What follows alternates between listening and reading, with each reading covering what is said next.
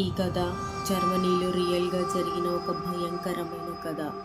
ఈ కథని ఇప్పుడైనా సరే అక్కడ ఎవరు తలుచుకున్న భయంతో వణికిపోతారు.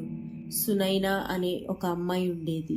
సునైనా చిన్నప్పటి నుండి చర్చ్కి ప్రతిరోజు క్రమం తప్పకుండా వెళ్ళేది.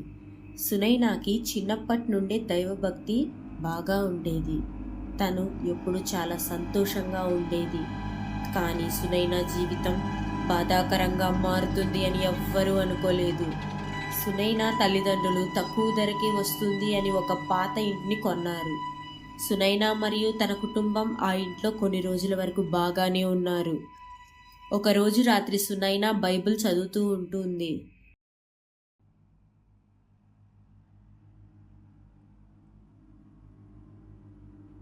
ఇంతలో ఎవరో వచ్చి డోర్ కొడతారు. సునైనా ఆ డోర్ వైపు చూస్తుంది. కానీ డోర్ మాత్రం కొడుతూనే ఉంటారు. సునైనా ఈ టైంలో ఎవరై ఉంటారు అని అనుకుంటుంది. డోర్ మాత్రం కొడుతూనే ఉంటారు. సునైనా మమ్మీ అని పిలుస్తుంది.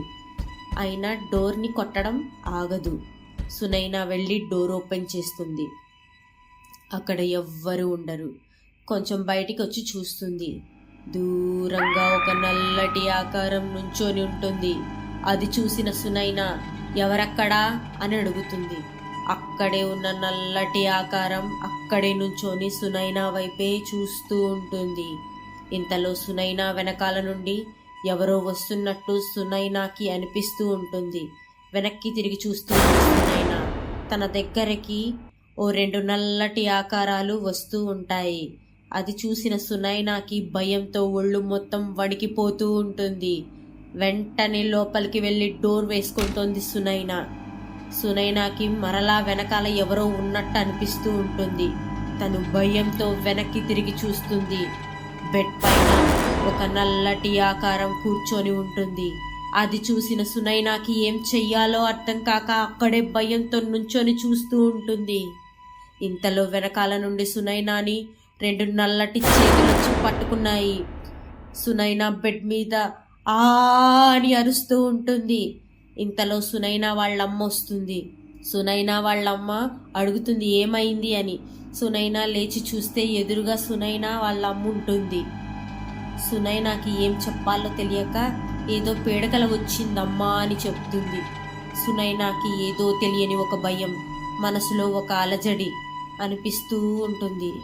ప్రతిరోజు చర్చ్కి వెళ్ళే సునైనా ఆ రోజు వెళ్లకుండా ఆ రోజు అంతా బెడ్ పైనే పడుకొని ఉంటుంది. మరుసటి రోజు తన తల్లిదండ్రులు వచ్చి చర్చ్కి వెళ్దామని చెప్పి సునైనాని ఇష్టం లేకపోయినా బలవంతంగా తీసుకొని వెళ్తారు.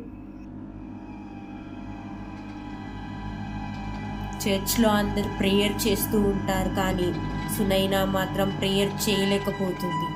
ఇంకా తన కాళ్ళు బాగా మంటలెక్కిపోతూ ఉంటాయి. జీసస్ వైపు కూడా సూటిగా చూడలేకపోతుంది సునైనా. ఆ విషయం తన అమ్మా నాన్నకి చెప్తుంది. సునైనా అమ్మా నాన్న ఎప్పుడూ లేనిది ఏంటి కొత్తగా చెప్తుంది అని అనుకుంటారు. ఆ రోజు రాత్రి సునైనా అమ్మా నాన్న నిద్రపోతూ ఉంటారు. ఇంతలో డోర్ కొట్టిన సౌండ్ వస్తూ ఉంటుంది. వెంటనే సునైనా వాళ్ళమ్మ లెగుస్తుంది. డోర్ వైపు చూస్తుంది. ఆ డోర్ని దబ్బా దబ్బా బాదుతున్నటువంటి సౌండ్ వస్తుంది. సునైనా వాళ్ళ అమ్మ లేచి డోర్ ఓపెన్ చేస్తుంది. ఎదురుగా సునైనా మాత్రం నుంచొని ఏడుస్తూ ఉంటుంది. సునైనా వాళ్ళమ్మ అది చూసి షాక్ అవుతుంది. ఎందుకు ఏడుస్తున్నావు, ఏమైందమ్మా అని సునైనాని అడుగుతూ ఉంటుంది. కానీ సునైనా ఏమీ చెప్పకుండా సునైనా రూమ్కి వెళ్ళిపోతుంది. సునైనా వాళ్ళమ్మకి భయంగా అనిపిస్తూ ఉంది. సునైనా వెనకాలే సునైనా రూమ్కి వెళ్ళి చూస్తుంది వాళ్ళమ్మ. సునైనా మాత్రం బెడ్ మీద కూర్చొని ఏడుస్తూ ఉంటుంది. అది చూసిన సునైనా వాళ్ళ అమ్మగారికి సునైనాకి ఏదో అయ్యింది అని అనుకుంటూ ఉంటుంది. పొద్దున్నే సునైనా వాళ్ళ అమ్మ నాన్న చర్చ్కి వెళ్ళి ఫాదర్కి జరిగిన విషయం మొత్తం చెబుతారు. ఫాదర్ సునైనాని చూడడానికి ఇంటికి వస్తాడు. సునైనా బెడ్ మీద కూర్చొని ఉంటుంది. ఫాదర్ సునైనా రూమ్లోకి వస్తూ ఉండగా ఫాదర్ దగ్గర ఉన్న బైబిల్ మరియు సిలువను చూసి గట్టిగా అరుస్తుంది సునైనా. సునైనా అలా అరుస్తూ ఉండగా ఫాదర్ బైబిల్ని తీసి చదవడం స్టార్ట్ చేస్తారు. సునైనా గట్టిగా అరుస్తూ అక్కడే గాలిలోకి పైకి లేస్తుంది.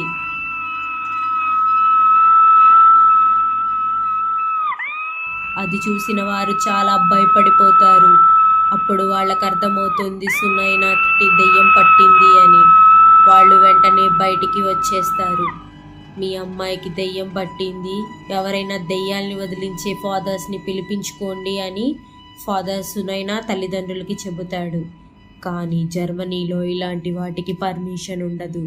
అందుకని సునైనా తల్లిదండ్రులు సునైనా రూమ్లో సీసీ కెమెరాలు పెడతారు. ఆ రూమ్లో సునైనా గాలిలోకి పైకి లేచి గట్టిగా కేకలు పెట్టడం, తనని తాను గాయపరుచుకోవడం చేసేది. అవన్నీ సీసీ కెమెరాలో రికార్డ్ అయ్యాయి. ఆ వీడియోని తీసుకెళ్లి కోర్టులో చూపించి పర్మిషన్ తెచ్చుకున్నారు సునైనా తల్లిదండ్రులు. ఒకరోజు రాత్రి సునైనా నిద్రపోతూ ఉండగా సునైనాని చైర్కి కట్టేసి ఫాదర్స్ని పిలిచారు.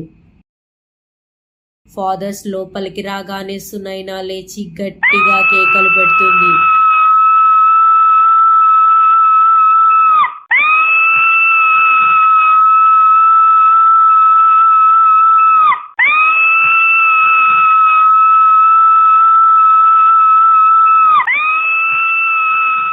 ఫాదర్స్ బైబుల్ తీసి చదువుతూనే ఉంటారు. సునైనా మాత్రం గట్టిగా అరుస్తూనే ఉంటుంది. ఫాదర్ తన దగ్గర ఉన్న సిలువని సునైనా నుదుటిన పెడతాడు. సునైనా గట్టిగా అరుస్తూనే ఉంటుంది.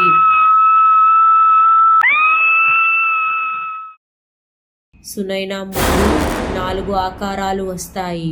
అప్పుడు వాళ్ళకు అర్థమవుతుంది సునైనాకి పట్టింది ఒక్క దెయ్యం కాదు, 4 దెయ్యాలు అని.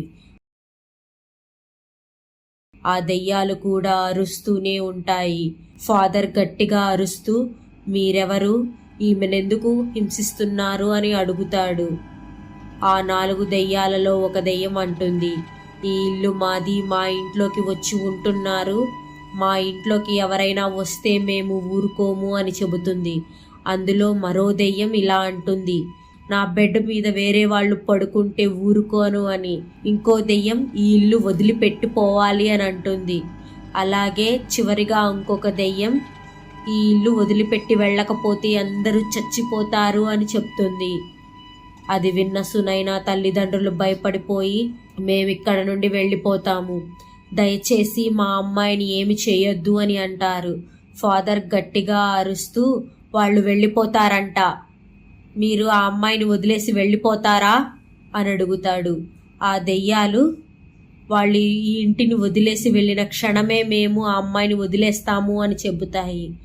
ఆ రోజు రాత్రే సునైనాని తీసుకొని ఫాదర్స్తో పాటే అక్కడ నుండి వెళ్ళిపోతారు సునైనా తల్లిదండ్రులు. సునైనా కొద్ది రోజుల్లోనే ఇదివరకులాగే నార్మల్ అయిపోయింది. సునైనా ఎప్పుడులాగే బైబిల్ చదువుకొని పడుకుంటుంది. తెల్లవారాక సునైనా వాళ్ళ అమ్మ సునైనాని నిద్ర లేపడానికి సునైనా రూమ్కి వెళుతుంది. ఆ రూమ్లో సునైనాని చూసి గట్టిగా అరుస్తుంది సునైనా వాళ్ళ అమ్మ. సునైనా ఫ్యాన్కి ఉరివేసుకొని చనిపోతుంది. అది చూసిన సునైనా అమ్మగారు ఏడుస్తూ ఉంటారు. ఫాదర్ కూడా వచ్చి చూస్తాడు. సునైనా చనిపోయిన చోట బైబిల్ మరియు దెయ్యాలుగా మారిన వాళ్ళ ఫ్యామిలీ ఫోటో అక్కడే చింపేసి ఉంటుంది. అది చూసిన ఫాదర్కి అర్థమవుతుంది. అప్పుడు సునైనాకి ఆ ఇంట్లో రాత్రిపూట వాళ్ళ ఫ్యామిలీ ఫోటో కనబడుతుంది. ఆ ఫోటో చూస్తూ ఉండగా అప్పుడే డోర్ కొట్టిన సౌండ్ రావడంతో ఆ ఫోటోని బైబిల్లో పెట్టి డోర్ ఓపెన్ చేయడానికి వెళ్తుంది సునైనా. ఇప్పుడు సునైనా బైబిల్ చదివేటప్పుడు ఆ బైబిల్లో ఆ ఫోటోని చూసి దాన్ని చింపేయడం వల్లే సునైనాకి ఇలా జరిగిందని ఫాదర్కి అర్థమవుతుంది. అప్పటి నుండి ఆ ఇంటి దగ్గరికి ఎవ్వరు వెళ్ళాలన్నా కూడా చాలా భయపడిపోతూ ఉంటారు.